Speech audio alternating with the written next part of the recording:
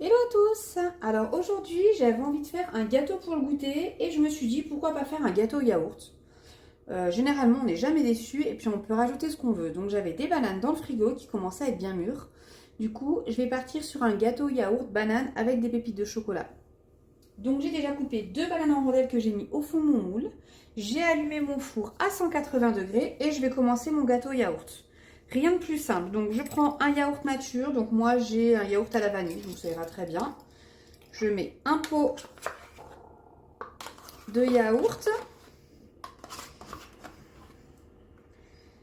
Ensuite donc 2 pots de sucre. Alors si.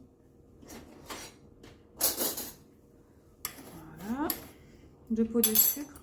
Donc moi je mets toujours du sucre brun, cassonade ou coco. Donc un.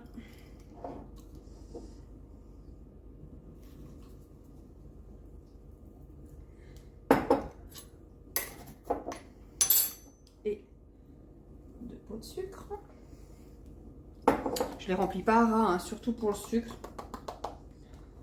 Voilà pour le sucre. Ensuite, je vais mettre 3 pots de farine.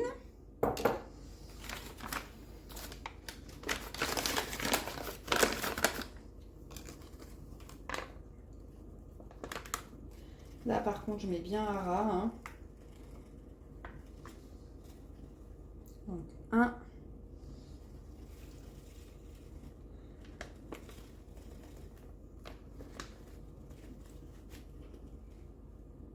Deux. Et un troisième pot.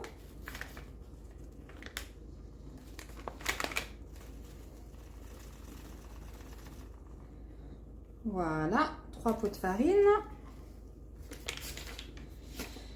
Ensuite, je rajoute un pot d'huile.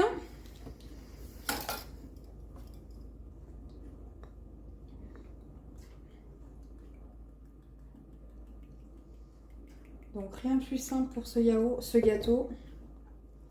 Un pot d'huile, je vais racler un petit peu le pot. Il y a de la farine, du sucre. Et ensuite, on n'a plus besoin du pot. Je vais mélanger déjà cette première partie-là.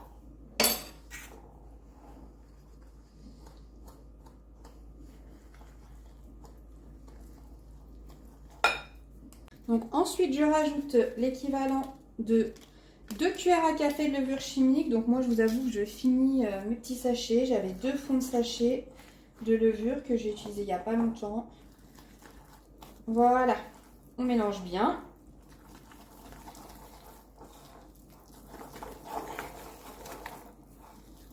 Hop, on va rajouter donc les œufs, donc 3 œufs.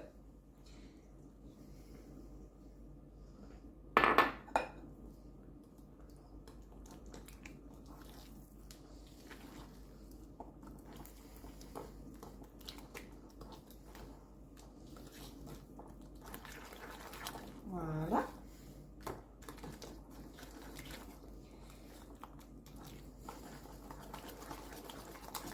On mélange bien et du coup, moi je vais rajouter des pépites de chocolat. Il me restait un paquet. Je trouve que le chocolat se marie très bien avec la banane. Il faut aussi mettre du caramel. Hein. Avec le caramel, ça peut être aussi très très bon, mais là j'ai envie de mettre du chocolat. Donc je rajoute des pépites de chocolat. J'ai environ 80 grammes. Hop, je vais tout mettre. Et voilà. On mélange bien pour qu'il y ait des pépites de chocolat de partout. Je vais transvaser dans mon moule. Voilà.